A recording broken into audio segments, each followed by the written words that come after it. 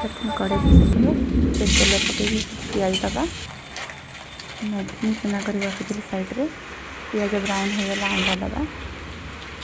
दुईटा अंडा किसी हल्दी गुंडी देली जस्ट लंका गुंडी देली मिसईदेली भलसे टे स्वाद अनुसार लुण देली मिसईदेली तो मुझे मसला देली गोटे दुईटा आ गोटे भी देली भलसे टेस्ट लगे मैगी पकईदेली भल भाव गोलेदेली भलसे गोलेदेली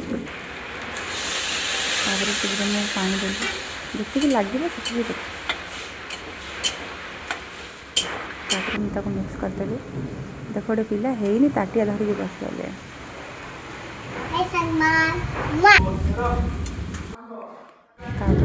तो प्रथम ताकू देली खाया तो खाई कुछ मामा से टेस्टी हो